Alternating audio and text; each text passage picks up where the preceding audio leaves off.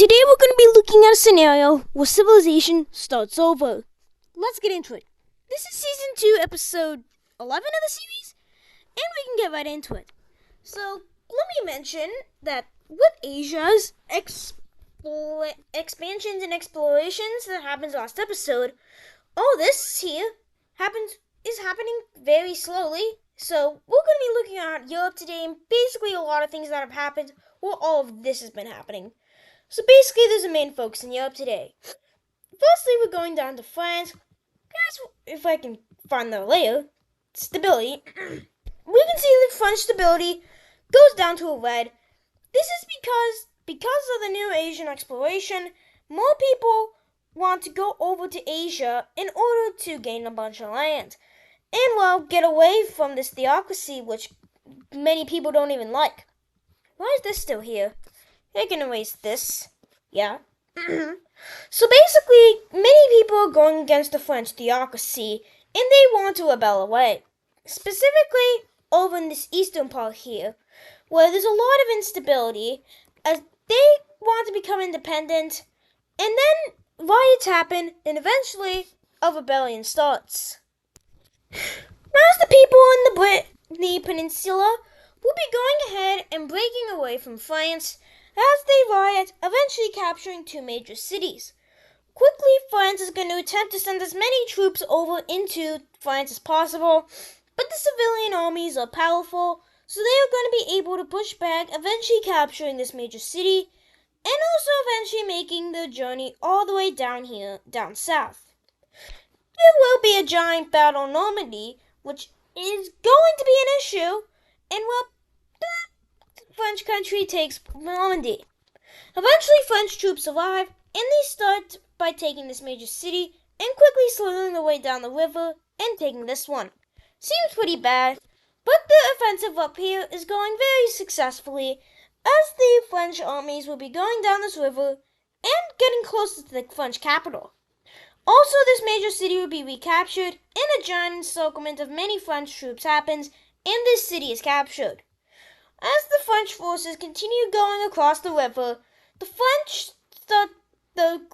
Orange French start to blitz over these southern areas, eventually reaching a coastline and taking this major city, and starting about going up to the capital region 3 different ways. Eventually, all these ways are successful, and all this area is captured.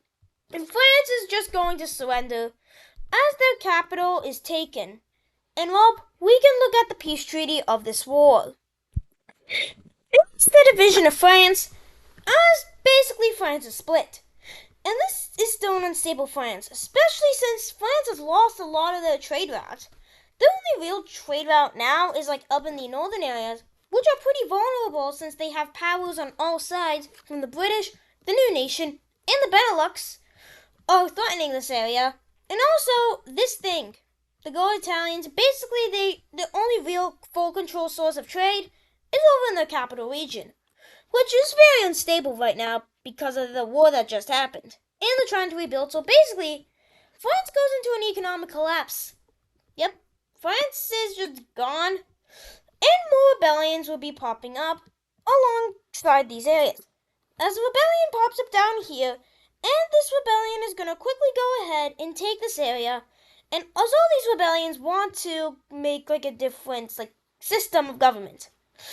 This one here wants to become a democracy, this new one, and this one down here wants to become aligned with the Gold Italians and the Iberians.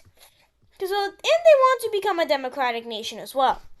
Going up here, we can see a green rebellion come, and this nation wants to be an oligarchy. And this one is going to quickly go ahead and push back here, as another one pops up, and this one wants to be an oligarchy with multiple people in charge and having them being located in different cities. And one final rebellion pops up over down here, which is going to be a theocratic rebellion. According to them, they want true, quote-unquote, true theocracy, which basically means forcing everybody to become one religion. Not very good, but what can you do? But all these rebellions are going to start pushing back against the very weak France, with barely anything now, as the trade routes are gone, so they don't have much influence on the world. And well, France is just gonna lose all its territory, and France will be surrendering, and we can look at the division of France. It's the peace treaty of the war, and this is basically the division of France. Southern area gets its independence, and so does this northern area, and France loses all of its trade routes, as well if the blue thing becomes independent, and also this thing. And France is divided, and basically just Europe as a whole is better. And yeah, trade routes. France just has the capital region trade route, which is very bad for them as they are currently in economic collapse. That's not very good for you, I would say. Yeah. Let's go somewhere else now. Let's go over here. As we see Russia forming a new alliance, an alliance against a certain nation right down the south, and this is going to be the Triangle Alliance. And, well, two nations join, first being this nation, and the next being this one. And if you can see a pattern, you can sort of see that all these countries sort of like border Ukraine. And this pattern becomes more apparent when this country joins the alliance. And Ukraine is mad as basically it's calling it the countries around them saying, "Hey, are you going against us?" And well, this is threatening to the Ukrainians. And the Ukrainians are worried about this as they view it as the sovereignty being threatened. That doesn't suit very well for the Ukrainians. Yeah. Going down here, we can see a war popping up. A war between these trade routes I was talking about. Remember that agreement thing or disagreement that was going on? So basically there was one side thinking that the trade route should go through here, another side going through here, and another side thinking this. So basically trade routes are being proposed and it's very complicated. But another country thinks that they shouldn't do that and just have it here. And that country is Ukraine. As Ukraine wants this happening, as this would very much slow down a lot of trade. Specifically this country, some of these Anatolian countries wanted to go to Asia, then they would have to go through Ukraine. What you think about Ukraine? Let me check its ideology real quick and yep, that's ideology. They're theocracy, and they're really people-friendly country, but they're sort of stable. Yeah, but they tax a lot, which basically is how they make a bunch of their money. And also how, if I can find the power rankings, they're number 4. And without that money taxing coming in, Ukraine is worth nothing. Except their square lines, but how much does that account for? Yeah. And also over here, we could see, if that trade route happened, then these Anatolian countries could just go through here, which would get rid of a lot of taxes coming through Ukraine. They would rather have it go through all the main areas with all their taxes, but the Anatolian countries do support this trade route because they don't want to go all the way around the Black Sea when they can just go right here. So basically, a disagreement happened, so let's go off the trade routes layer, see who supports who. So basically, the Ukrainians have their side, thinking that they should, have this trade route going through here. And who supports this? Actually, this country. And that's interesting, as there's a whole bunch of alliance messes going on over here. This country supports it because it's going through trade, but they're also against Ukraine, so yeah. So let's just give them a purple color, so they're kind of in the middle, but more leaning towards red. Yeah. And the blue side is Caucasia, believing that the trade route should happen. And this country and these countries support it. And Central Asia even supports it. And there's just a whole giant mess thing going on over here with trade routes. Yeah. And it gets so bad that the Square Alliance loses a member. The Square Economic Alliance. And that member is Russia. That makes sense. And basically Ukraine is starting to diverge from the rest of these nations over here. Which sort of makes sense since they're kind of going against them. But Ukraine is seen as sort of like this aggressor over here. Yeah. And let's go down to this brown country. As this thing is unstable and it's gonna blow itself up. Or really just go into civil war. Let's turn off trade routes because they're not needed for this. As the orange team rebels away from the brown team, as the orange team wants their autonomy back. And this thing is gonna go ahead and quickly go ahead and capture the capital. And eventually, well, basically the orange team is back. And they can move the capital, and they will decide to move the capital to an orange team major city. So right here. Yeah. Basically the orange team is back, but this thing is unstable as the brown parts over here are starting to rebel away as the main orange parts are like here. And also like these southern parts.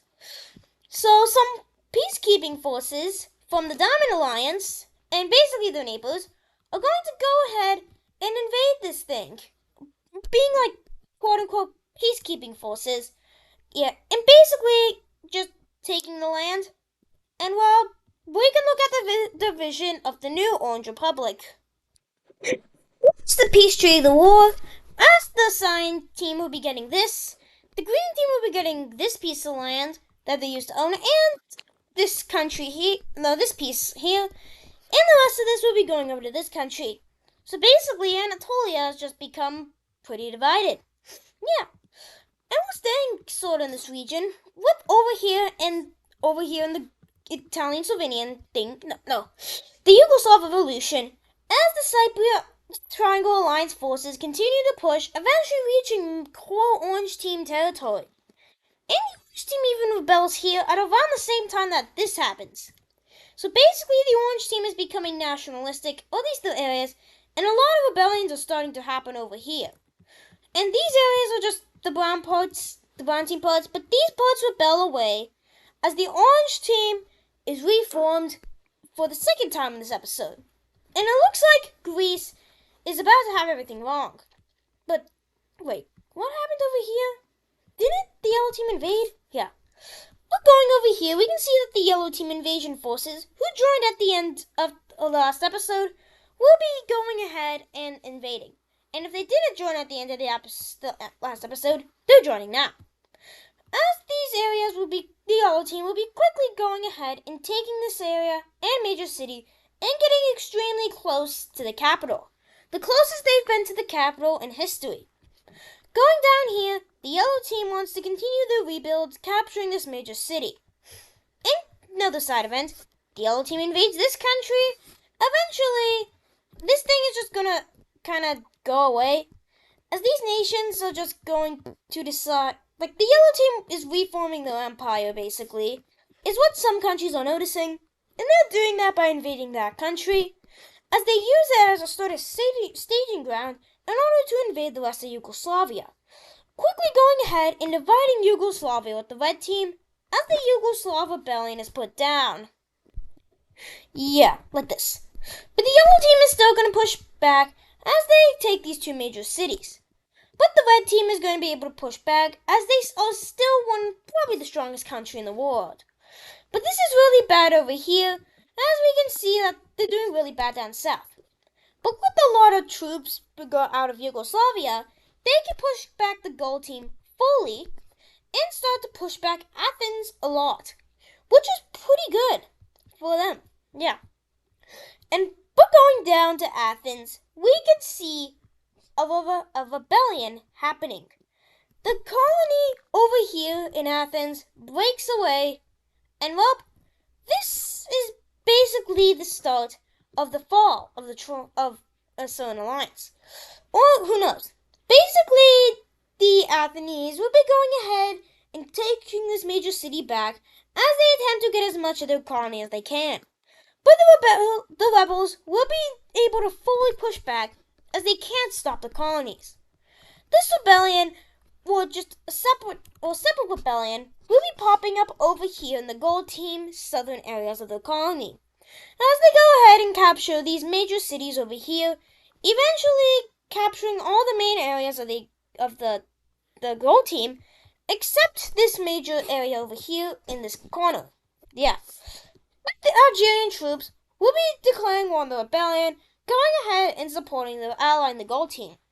That's pretty big, and this war's just gotten a lot bigger with just a few rebellions. Yeah. Yeah. Let's go up to here now. As we can see, Denmark wants its independence. Denmark is really wanting independence because it just kind of doesn't like this thing. The Denmark country wants to sort of become like its own thing. It wants to form a new ideology, an ideology more like radical than like the dictatorship. They basically want to form like some form of fascism. So basically, the fascist Denmark rebellion happens.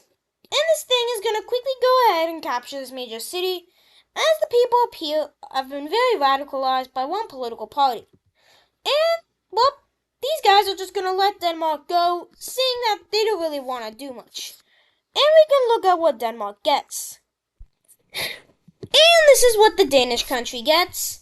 As well, they basically just annexed the entirety of this Danish area thing over here. Why is there so many islands over in this area? Or just tiny little landmasses? I don't know, but this is the new Danish Fascist Republic. Yeah, the thing. But then, a pretty large rebellion happens over in the eastern sides of the nation here. This rebellion pops up over here in this part of Germany, in the Benelux country. And the new German Republic quickly wants to go ahead and take as much land from Benelux as possible. As well, basically this thing wants to be kind of like Denmark, but not really. They want it to be an oligarchy. So this thing is very popular, and it quickly goes ahead and, well, gets close to taking the capital of the thing, as nobody supports this new government because of the collapse of France. And, well, this thing is going to just get its independence as the Dutch surrender. Germany basically gets its independence, and Western Europe has become a lot more divided. And this thing is not going to get a break, as a new rebellion pops up in the northern part, wanting to divide the country as much as possible.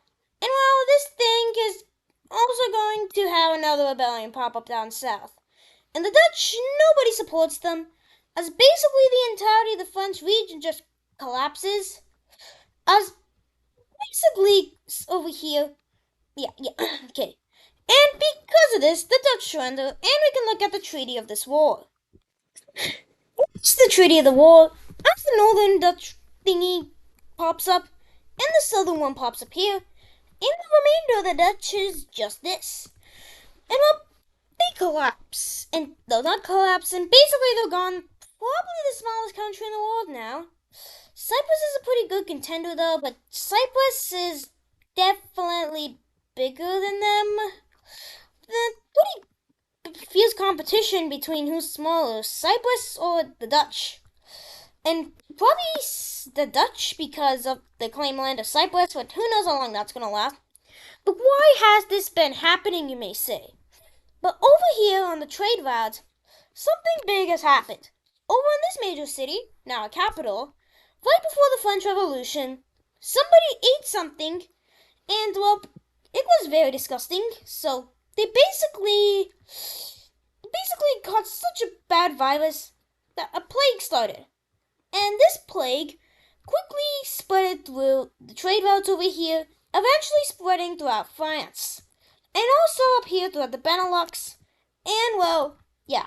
Basically, people are sick and tired of these governments because of all the people dying. They blame the governments, basically. And basically, the plague in Europe is spreading. And the plague currently spreads around these areas. Maybe it spreads about around all of this right now. So basically all the areas that collapsed. Yeah, basically just Western Europe. But it's continuing to spread along the trade routes.